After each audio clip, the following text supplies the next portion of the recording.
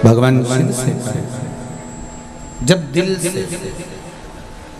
हृदय से चित्त से हम भगवान को कुछ कहते हैं, भगवान सुनता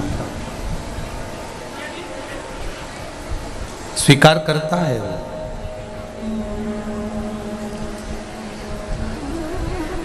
एक प्रसंग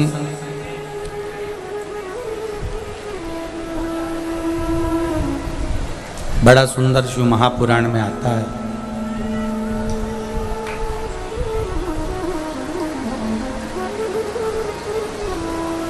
कि माता अंजना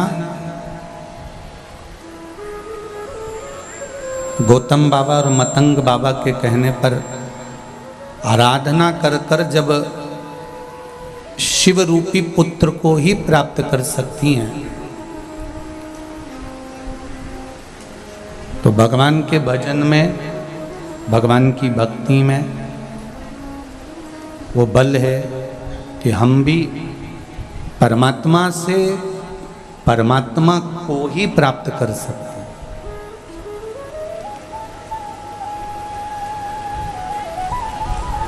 ये नहीं है कि परमात्मा हमसे दूर है, हमारे भीतर जो है वो आत्मा है।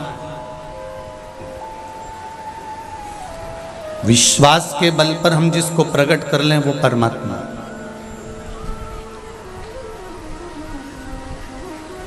सारी समस्या का हल एक लोटा जल।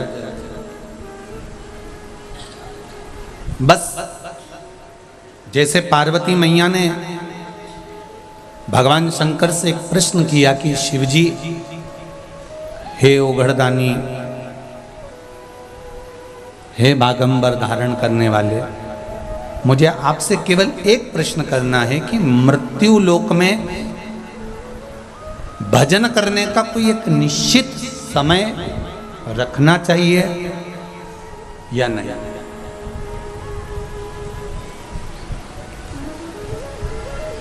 कई लोग कहते हैं हम सवेरे 9 बजे पूजन करने बैठते हैं।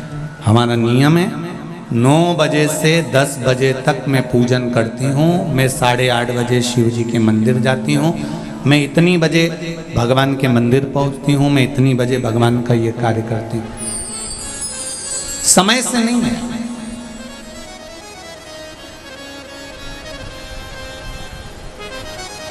दो बहनें थीं, घर में चक्की नहीं थी।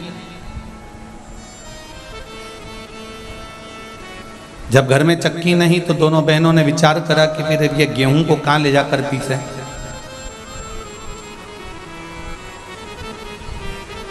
किसी पड़ोसी के यहां गए।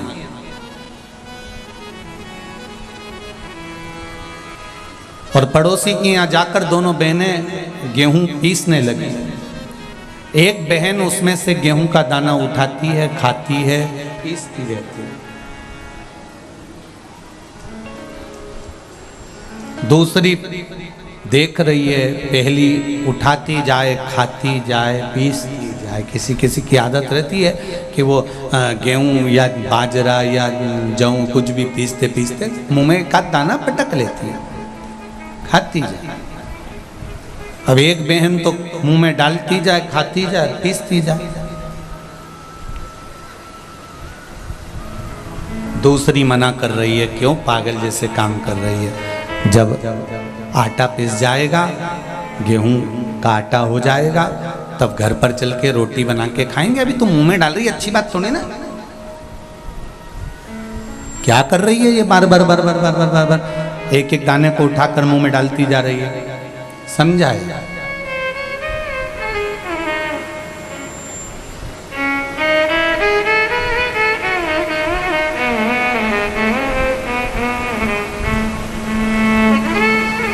अब जिस गांव में ये दोनों बहनें रहती थीं, दोनों गेहूं पीस रही थी, आटा बना लिया। एक खाती रही, पीसती रही, दूसरी उसको समझाती रही। उसी गांव में कबीरदास जी रहते थे। और उसी गांव में जब कबीरदास जी रहते तो ये दोनों बहनें जब आटा लेकर चली और चलते ही इन दोनों बहनों का पांव फिसल गया और फिसला और पूरा आटा कीचड़ में चला। अब आटा कीचड़ में गया, कबीरदास जी ने वहीं खड़े होकर बोल दिया, आटो पड़ो कीच में कछु न आयो हाथ, पीसत पीसत चबायो सोई निभायो साथ।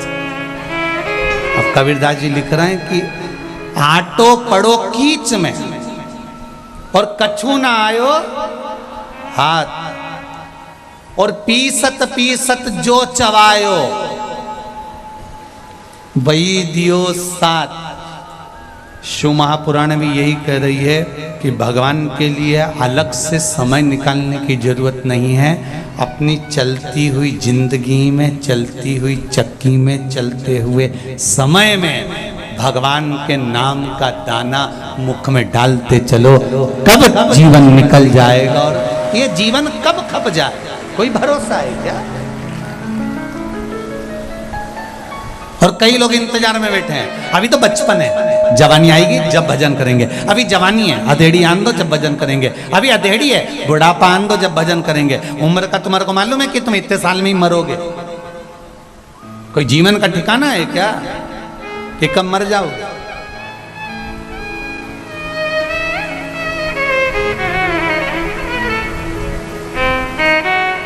काल करे सो आज कर, आज करे सो अब, पल में प्रलय हो जाएगा, हरि जपेगा कब। ये जीवन का कोई भरोसा नहीं, कोई ठिकाना नहीं कब क्या हो जाए। हाँ, अगर तुम्हारा विश्वास पक्का है, तुम्हारी भरोसा दृढ़ है, तुम भरोसे के बल पर जी रहे हो, तो ये निश्चित है कि शिव तुम्हें साथ। एक पत्र आया है, देख,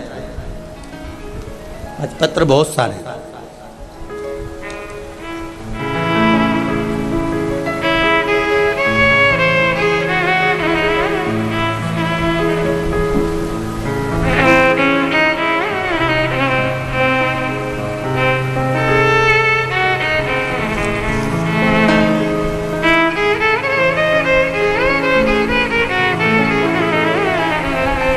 बनवारी लाल जी सेन सीकर से हूँ गुरुजी।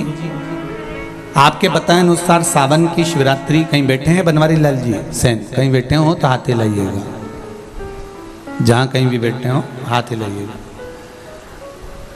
आपके बताए अनुसार सावन की शिवरात्रि पिछले साल मेरी बेटी ने पूजा की और अभिषेक किया। 14 साल उसकी शादी को हो गए थे, संतान नहीं थी गुरुदेव। 14 साल के बाद मई के महीने में 2022 को मेरी बेटी के घर संतान हुई है। मैं बाबा को धोख लगाने आया हूं। ये शिव है। एक पत्र और देखिए,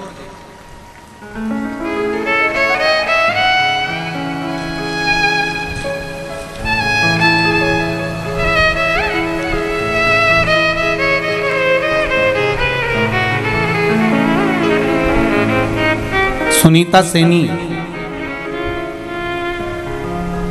सुनीता जी सैनी अलवर से आई हैं, कहीं बैठी हो तो हाथ हिलाइएगा। आप ही हैं, दोनों हाथ हिला दो। श्री शिवाय नमस्तुभ्यम। बाबा 6 महीने से किडनी और लीवर की बीमारी थी, जयपुर का इलाज चल रहा था, लेकिन क्रिएटिनिन बढ़ते ही आ रहा था। किडनी लीवर दोनों डैमेज हो गया। डॉक्टरों ने कहा कि डायलिसिस आ सकता है। क्रिएटिनिन बढ़ते ही चले जा रहा था, थम नहीं रहा था। गुरुदेव बहुत दुखी हो चुके थे। खून भी 5 से 6 यूनिट रह गया था। मुझे बहुत चक्कर आते थे, शुगर बीपी थे। मुझे मेरी मम्मी और मेरे पड़ोसन ने, आंटी ने बताया कि भोले बाबा पर जल चढ़ाना। शिव महापुराण की कथा टीवी पर आती है, दिल से सुनना।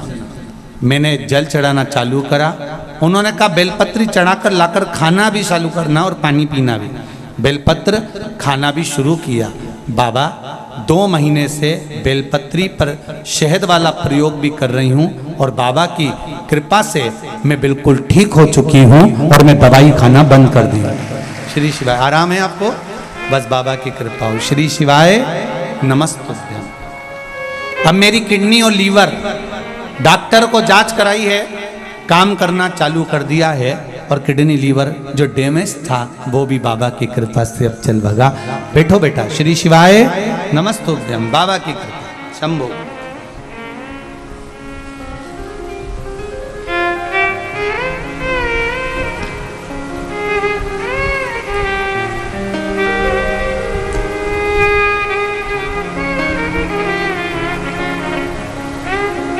दीपिका शर्मा रतनगढ़ चुरू से हैं। कहीं बैठी हो तो हाथ हिलाएंगे। आप ही हैं? दोनों हाथ हिला दो एक बार। श्री शिवाय नमस्तुभ्यम। भजन की लाइन बहुत सुंदर लिखी है दीपिका जी आपने। भोले बाबा दया करना, मैं तेरे भरोसे हूँ। मैं बाबा की उदारता का क्या बखान करूं गुरुदेव। बाबा मेरे बेटे गौरव महर्षि ने बैंक की नौकरी के लिए खूब प्रयत्न किया। जितनी बार एग्जाम देता नहीं निकल पाता।